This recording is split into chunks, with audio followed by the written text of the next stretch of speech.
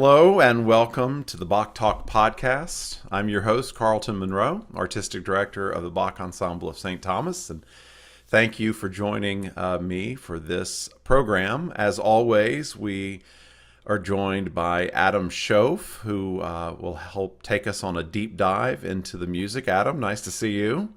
Nice to see you again, Carlton. Thank you. And our special guest this week is Matthew Lee, who has been singing with the Bach Choir this year, but has also now taken on a new role as Assistant Conductor with the Bach Ensemble. Matt, great to see you. Welcome. Thank you for having me. So we're going to have Adam start us off again, and then we'll talk with Matt a little bit later. But before we do, I just wanted to mention some of the circumstances behind this podcast and video. We normally do this a week before a Bach Vespers service, and that's part of why we focus on a particular cantata, because it's the one that's coming up. But this week's a little different.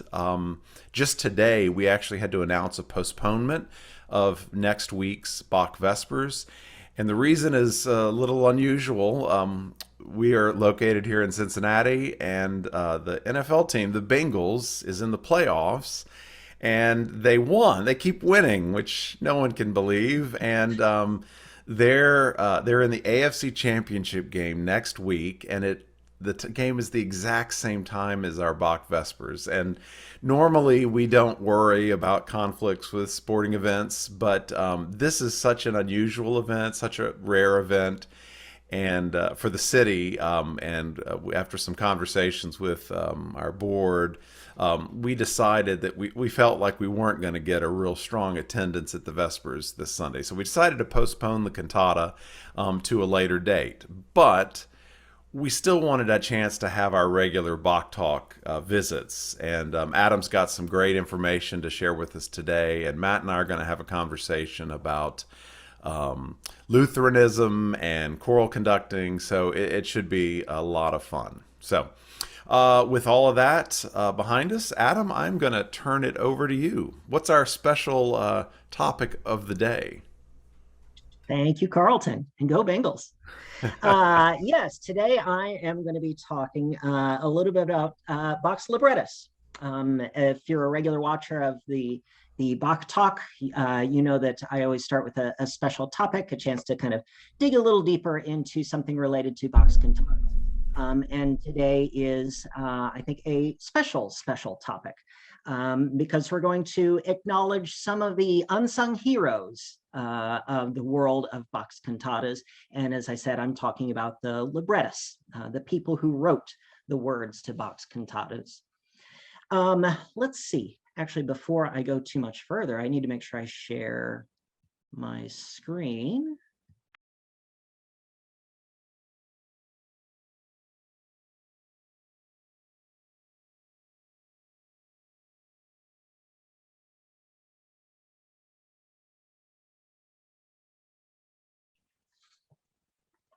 All right.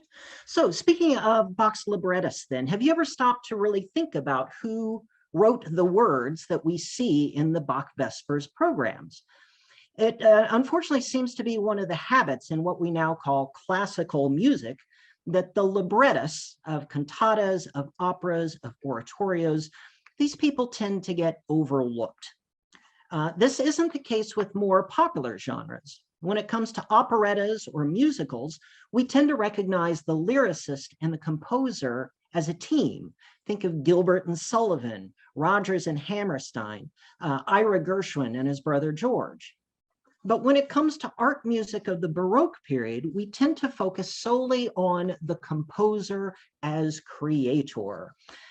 Even for a work as regularly performed as Handel's Messiah, usually only the most devoted fans of Baroque music can name Charles Jennens as the Messiah librettist, even though Jennens worked directly with Handel on this oratorio as well as others. And so what I'd like to do today is show a little bit of love to Bach's librettists. We'll look at some of Bach's most important librettists, and then I also have some old prints of cantata texts to show you that will shed some light on Bach's creative process. In the end, I hope to persuade you that some of these librettists were important collaborators in the production of the cantatas, and so these writers deserve more recognition than they get. Now, before we dive in, I do want to clarify a few things just to make sure we start on the same page. The first is that libretto, I'm going to be using synonymously with text. For this presentation, I'm making no distinction between those two terms. Libretto is an Italian term that comes from libro, meaning book, and then by adding the diminutive suffix etto to libro, we get libretto, meaning a little book, a reference to the text of a musical work. It's usually published in a small folio format, and so hence the name libretto for little book.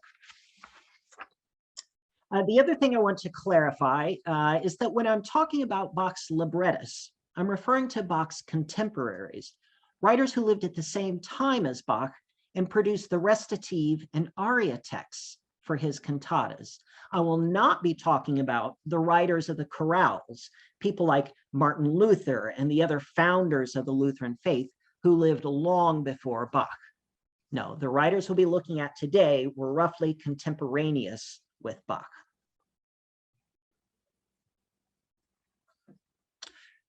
We'll start with a few basic questions, things that I've wondered about in the past, and maybe things that are coming to mind for you too as you listen.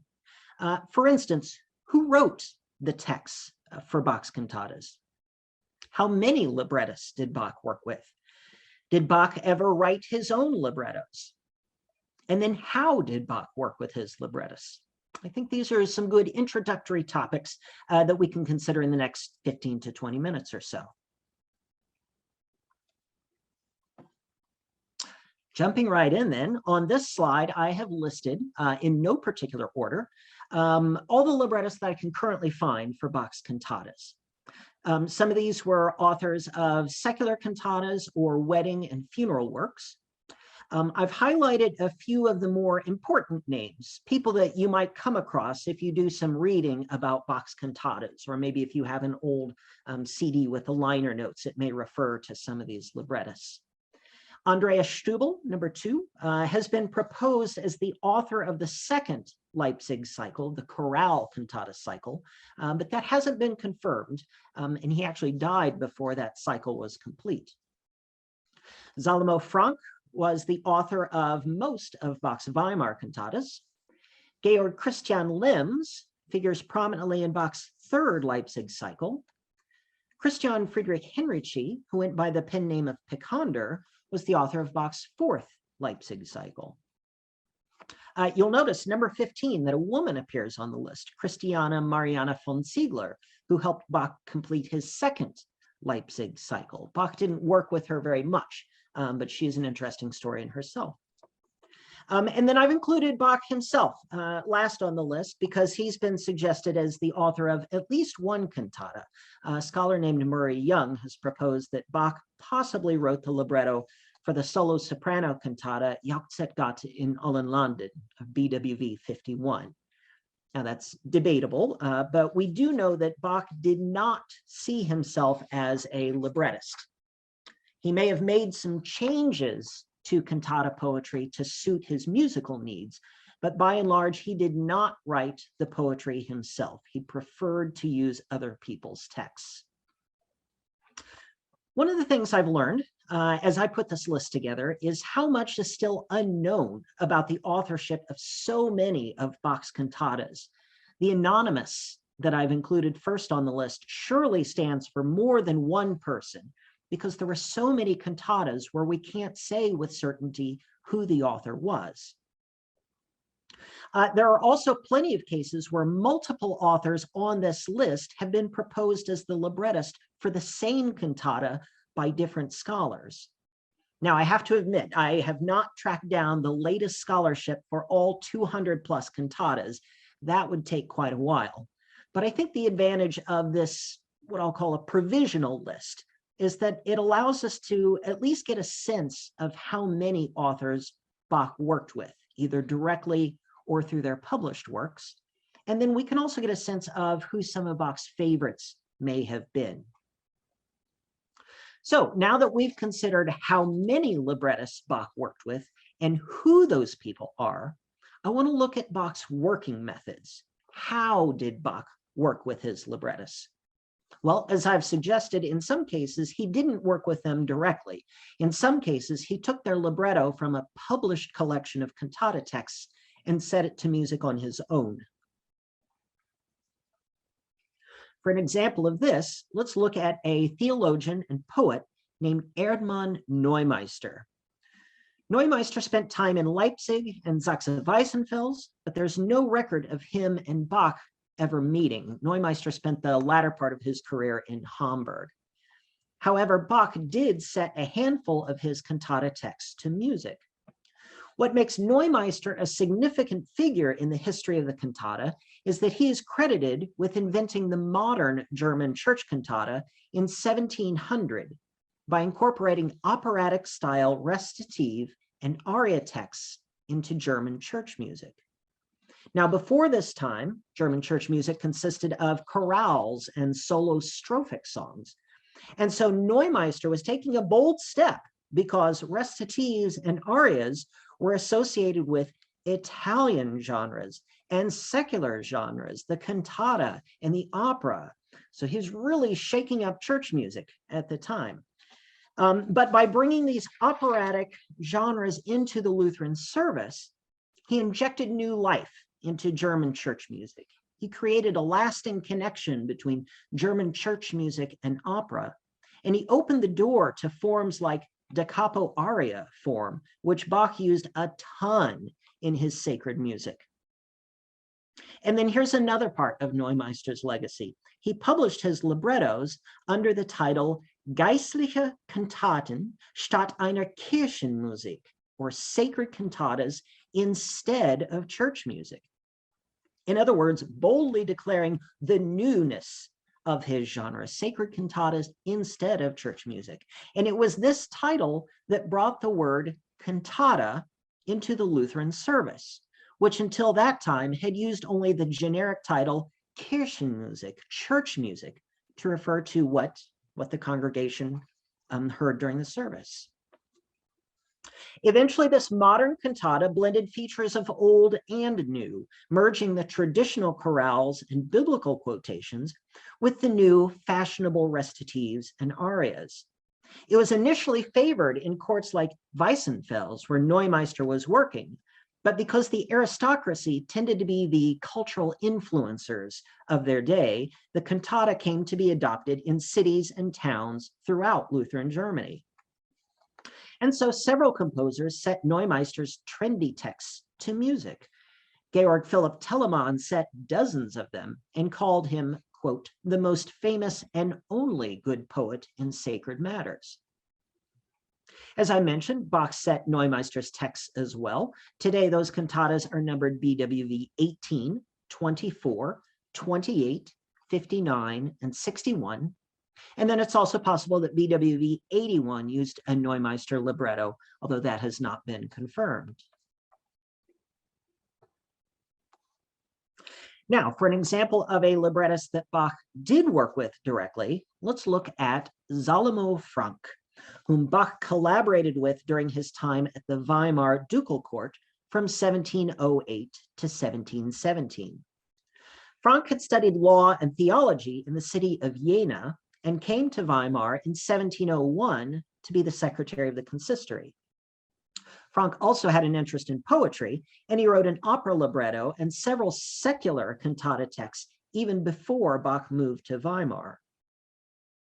From his birth date, we can see that Frank was 26 years older than Bach, and it's easy to wonder what kind of experience he was able to impart to the young keyboard virtuoso and composer.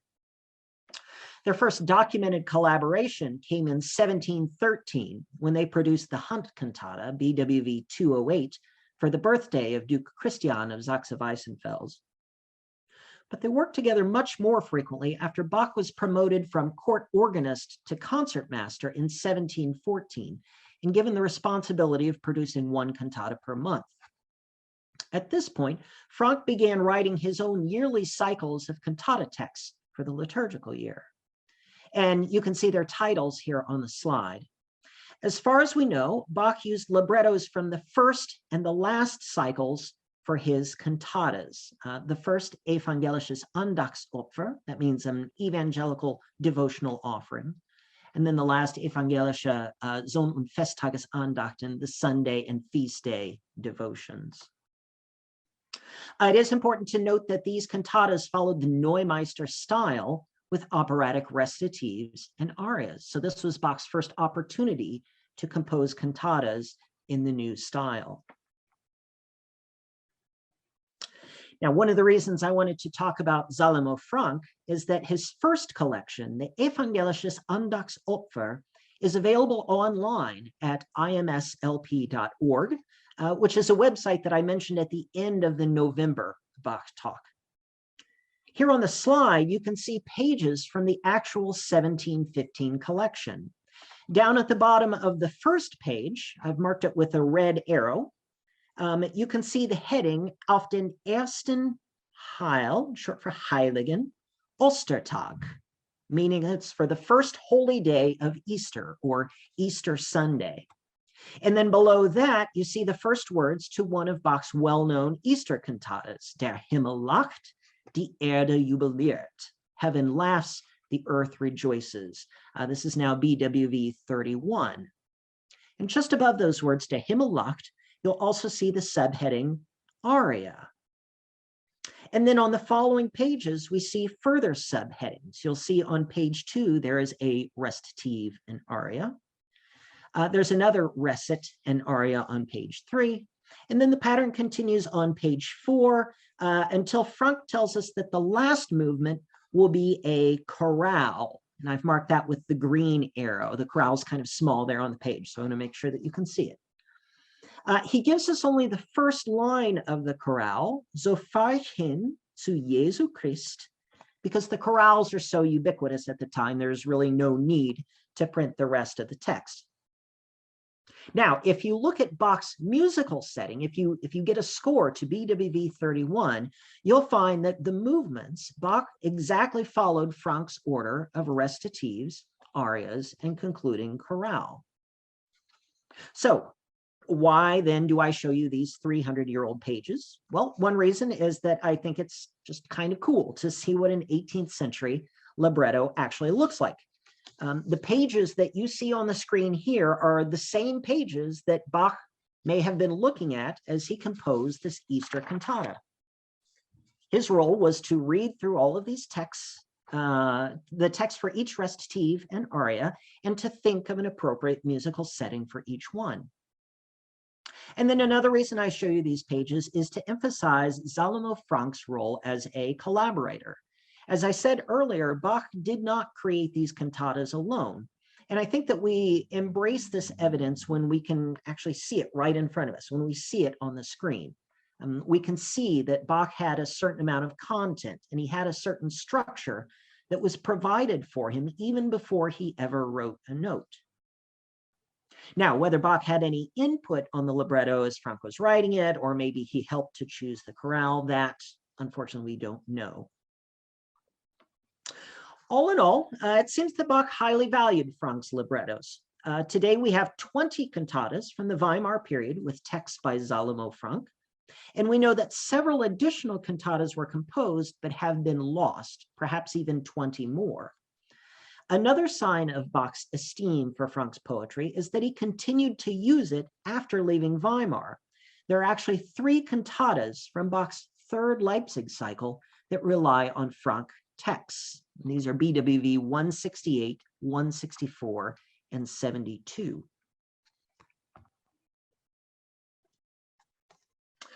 While Bach may have valued Frank's poetry, his favorite librettist was undoubtedly Christian Friedrich Henrichy.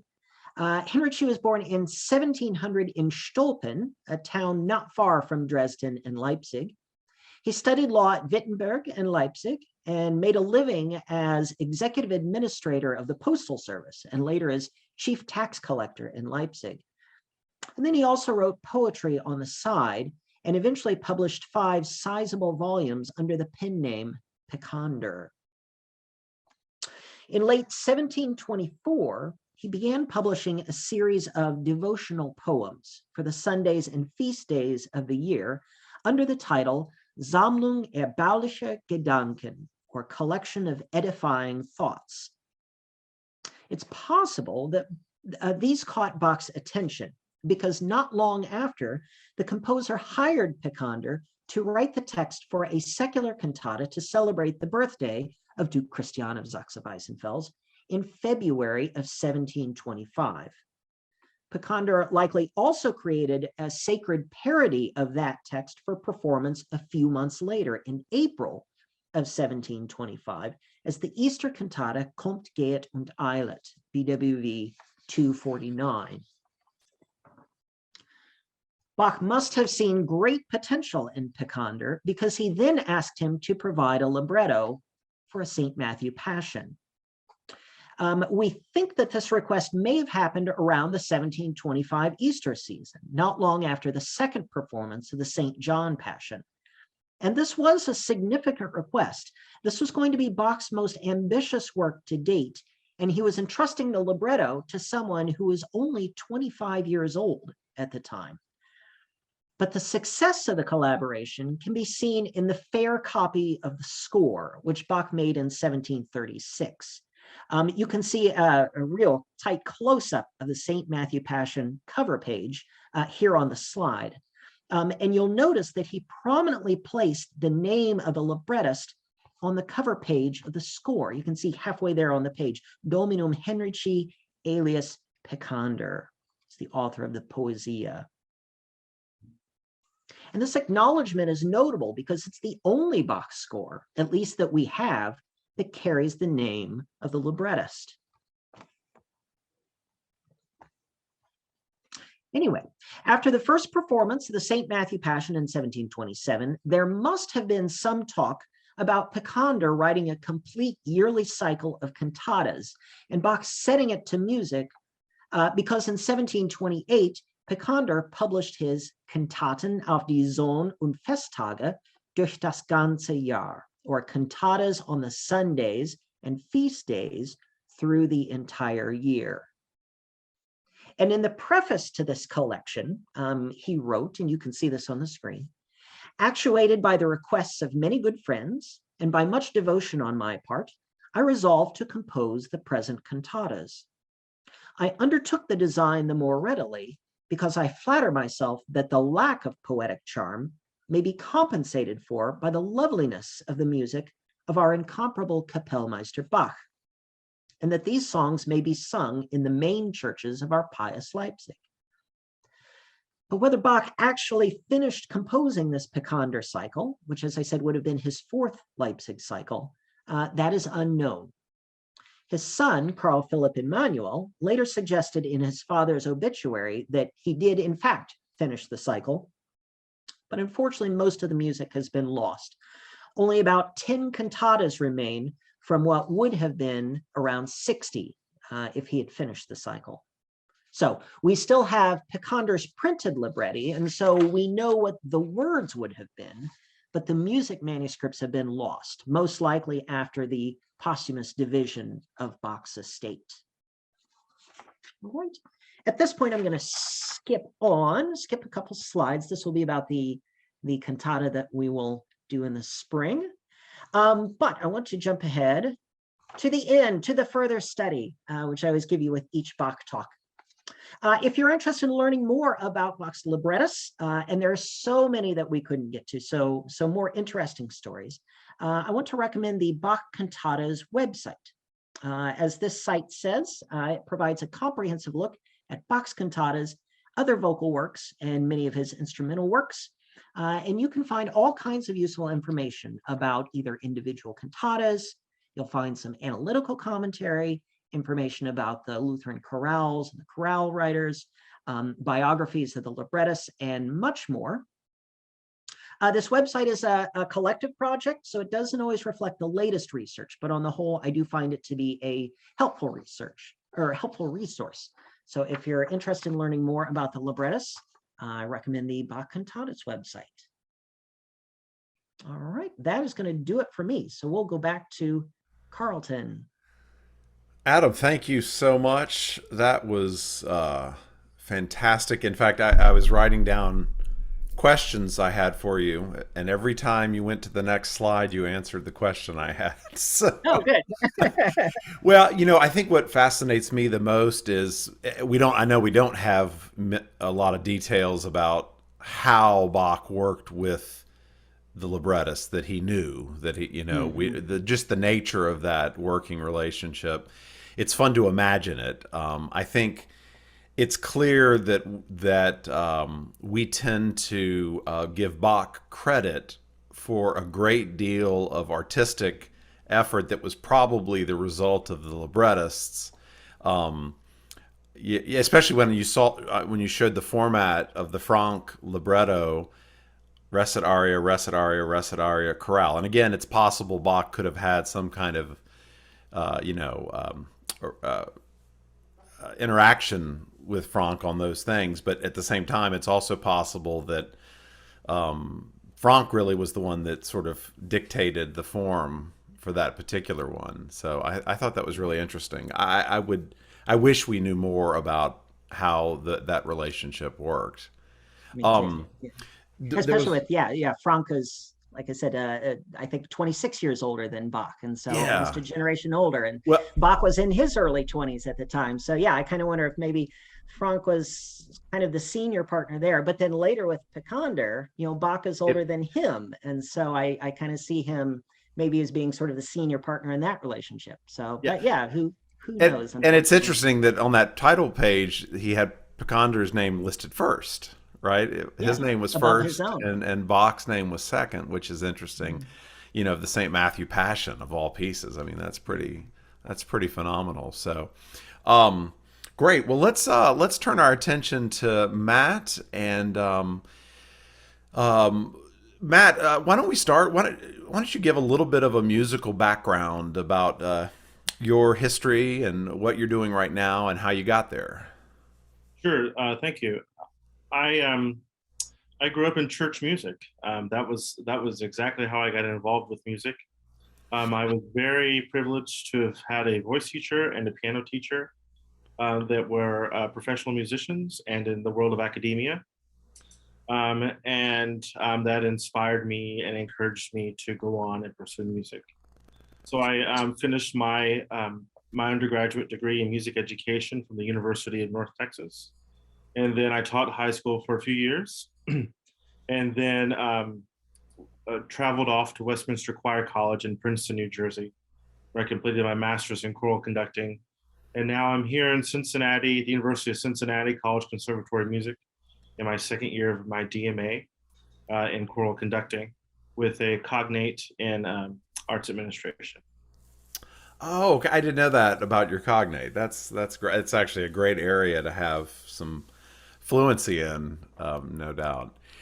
So North Texas, Westminster, and now Cincinnati. You've covered the South, sort of. I'm from Louisiana, and so Texas is kind of its own thing, as you very well know, I'm sure. I know, yeah. And then you got the Northeast and the Midwest, so you've got to just head out west next, right? That's the next area to conquer. Wherever the road takes me, that's where I'll go. So you said you sort of grew up in church music, and I know you have a position with the Lutheran Church right now. Have you had church positions previously as well? Have you worked in churches before? Yeah, absolutely. So I grew up in an evangelical background, Okay. Southern Baptist to be exact, Okay. and then I quickly saw the light. No, I'm just kidding. So as I got older and as I completed my degrees and whatnot, I began leadership roles in more mainstream mainstream Protestant denominations. And so I've been a Lutheran church musician probably for the last 5, 6 years. Okay. And currently I'm the worship arts director for First Lutheran Cincinnati. And that's where I sit. So, as specifically as a musician, what about the Lutheran worship tradition do you find interesting or compelling? Um, Yeah, absolutely. I just have to relate it back to Bach. Um, Mhm. and what is so compelling to me is his deep spirituality is present in all of his music. And if I may, if I may go on a little tangent, I will. I'd be happy to. Please. So I was just thinking back. There's a New York Times article that was put out, I think, in 2018, and it was by Michael Morrison, Mhm. who was also the author of Bach and God. And he was talking about um, in his Bible, which was 3 volumes, by the way. It was not just the Bible, but it was also commentary that was called out by Abraham Kalev, and it also had Martin Luther's sermons and other writings inside this 3 volume. And you can see it today. It's actually here in the United States. It's at Concordia University in St. Louis, which is a Lutheran LCMS seminary there. Anyway, so he goes on and he's talking about how Bach was so in touch with his spirituality and how he grew as and forming his own opinions about, well, this is what I agree with Kalev, this is what I don't agree with Kalev, et cetera, et cetera. So, and it concluded that really 5 things in his article, in Morrison's article. It says, the first thing is that the truth cannot be bound completely to the knowledge and the will of humankind, but it finds itself within Scripture. The second one is one's position in that social sphere is not ideally placed on human knowledge, but of inspiration of the Holy Spirit. The third one is contempt, explicit or implicit, for Judaism, Catholicism, Islam, along with the exalting of Orthodox Lutheranism. And so this is conservative in that Christ must maintain the center of our life, but rejects the aspect of those traditions in that naming the sort of abuses and the distractions of the medieval Catholic Church at the time. The fourth one, the fourth one is that the German values and traditions are right. He was very set that the Germans were always right. Right. Uh, and as any German would, right? And then the fifth one, it says the social structures that are in place are designed and chosen by God. And so those 5 points is pure evidence of how spiritual that Bach was and how set he was on on on knowing what was on the inside of his heart and how it became a part of his music. And as a church musician, I strive to be like that. I want to be sort of a theologian like Bach and do what I do every day, which is music, which is conducting, which is singing. And he knew exactly why he chose these certain texts or why he contacted or worked with these librettists that Adam so well set up for us. Um, and by knowing this, it allows me as a worship leader, uh, it allows me to worship better, knowing the background and the history of this hymn. Well, that's fantastic. That's a ton of great information. It made me think of.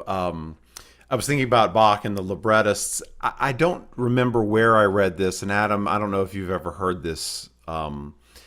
And maybe it's a myth that I heard picked up somewhere along the line. But I remember encountering the idea that Bach, as a or as a director of music in a church, that there was some kind of either a standard or even an examination that cantors had to pass of a knowledge of theology, and that it was on a similar level to the same knowledge that a rector or priest would need, a pastor would need to have, so that the musician had to be as theologically knowledgeable as a pastor in the Lutheran churches.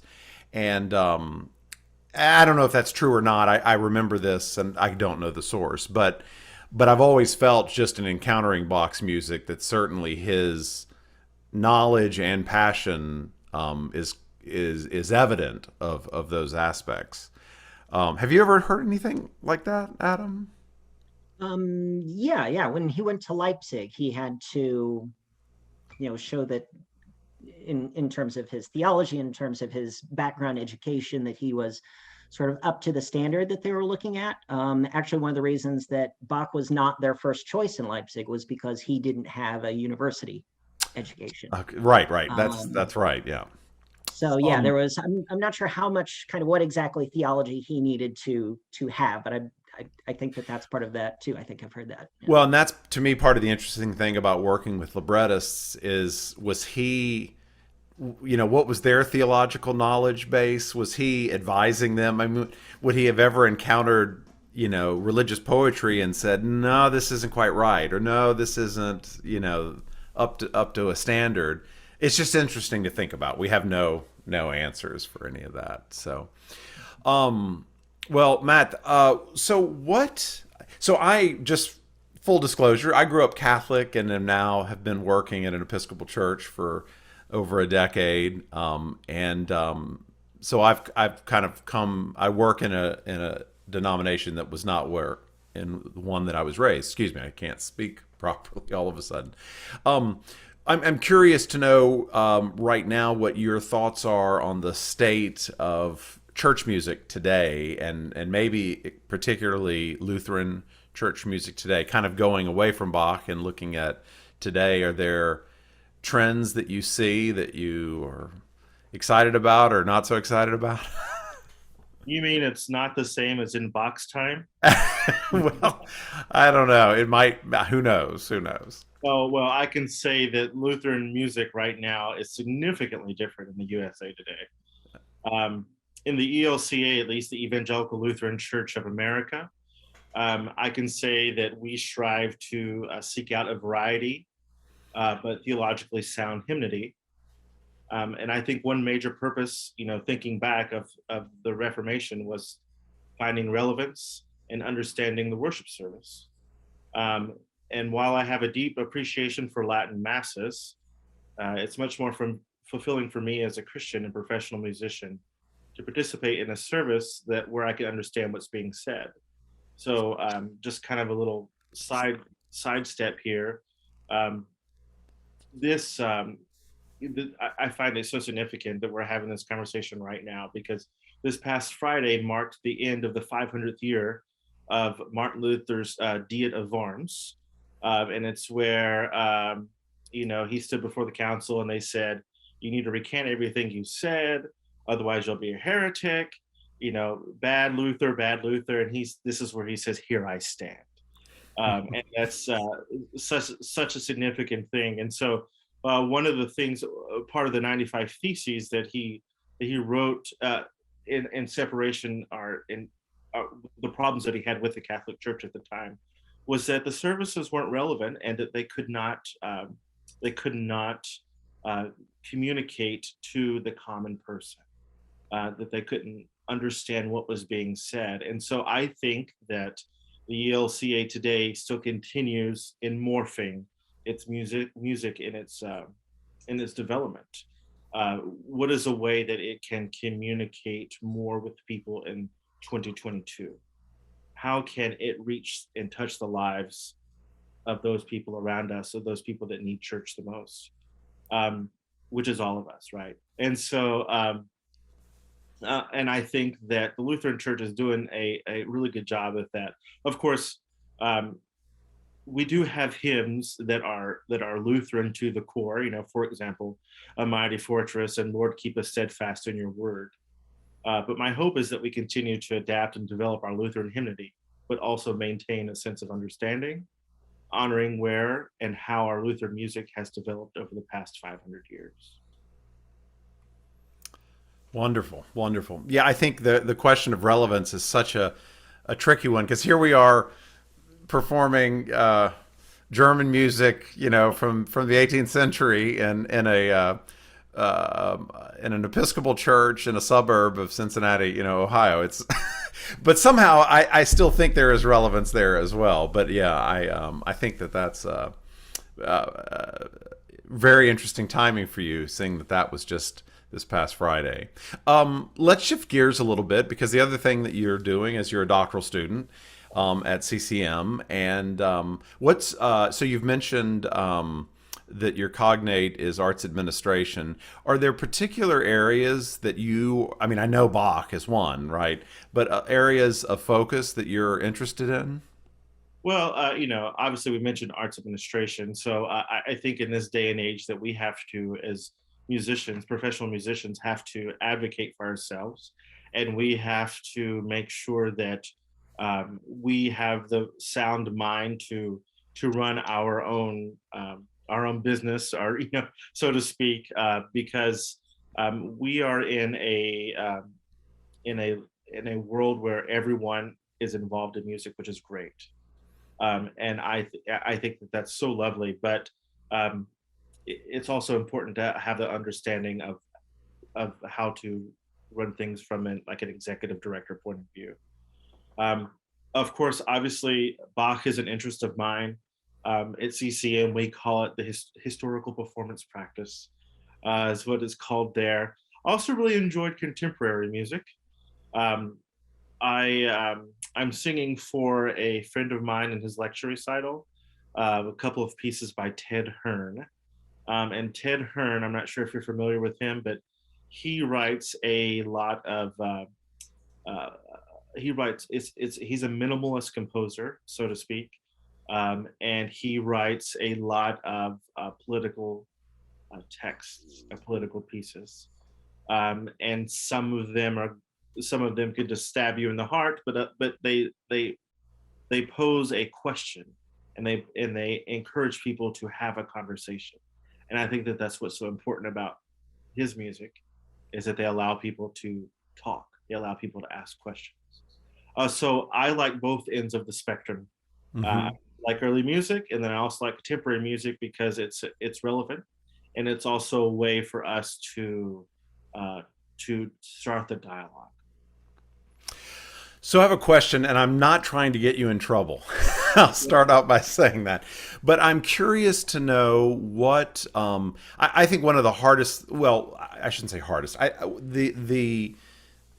The nature of a conductor is that they have to be a little part of a lot of different roles. They have to be musician, they have to be musicologist, they have to be theorist, they have to be curator, they have to be promoter, arts administration, right? They have to take on a lot of these roles, not necessarily being an expert in any of them in particular, but as you approach a piece of music, you need to know the background of the piece. You need to be able to analyze the piece theoretically. You need to be able to then inspire an ensemble and teach the music, right? You have all of these different qualities. And I'm curious if you feel like, in general, in choral conducting instruction today, are any of these areas either come up short or ignored at the benefit of others? Do you have any thoughts about that? I guess maybe for examples are, is there really strong musical skill training for ear training and rhythmic training at a high level? I'm not talking about elementary music theory, but kind of high level skills about those sorts of things. Is how much is musicological studies or preparation for a score stressed? Are those all still part of the curriculum for a choral conducting student today? Yes, we must do everything 100% of the time. Good. That's what I wanted to hear. I'm glad to hear it. and and that's the problem we run into, especially in today's setting. It's, you're expected to study the libretto, you're expected to go to the original source and look at how the poetry or how the libretto was laid out. And my mentor, my teacher, he says you have to do the 3 R's. You have to read, recite, research. You have to do that. Mm-hmm. And those words have come back to haunt me all the time, because there's just never enough time for you to do everything 100% and be completely proficient. There's just not enough time. But I will say that um, I'm very thankful for the education that I'm receiving and that I've had, because I have been very thankful to work with people that get that. They say, look, I understand that you can't, you know, spend 10 hours a day on this piece and take 18 credits, for your doctoral degree, right? Right. And so one of the things and one of the tools that we are presented with is how to be efficient. Finding a system in our score study, our rehearsal process, our analyzation, all of the things that works well for us as the conductor, and allowing us to be as well-rounded as possible. And so that also allows us to advocate for ourselves as well. I need this time to rehearse this, or I need this time to make this happen. Right. Well, that's encouraging to hear. Because I well, this could be we could talk for another 2 hours about this, right? Right? but I'm disconnected. While I have a background in teaching conducting and academic work, it's not what I've been doing for the last 15, 16 years. And so I'm a little disconnected from it in a lot of ways. So it's nice to hear your perspective on it today. So, well, we've been going for 50 minutes and we didn't even talk about a cantata, Adam. I mean, we obviously had something to say. So I think this is probably a good place to wrap up. But again, for those of you listening or watching, thank you for checking this out. We hope that you'll, if you haven't seen our past BachTalk episodes, that you'll go and check those out, and also visit our webpage, bachensemble.org, for more information about what we do and upcoming events. And as I said, we'll be looking to reschedule Cantata 156, since we will not be doing it this coming Sunday, but we'll look to do it sometime later in the spring of 2022. And with that, I will then sign off. Thank you, Matt. Thank you, Adam. Thank you. Thank you, Carlton.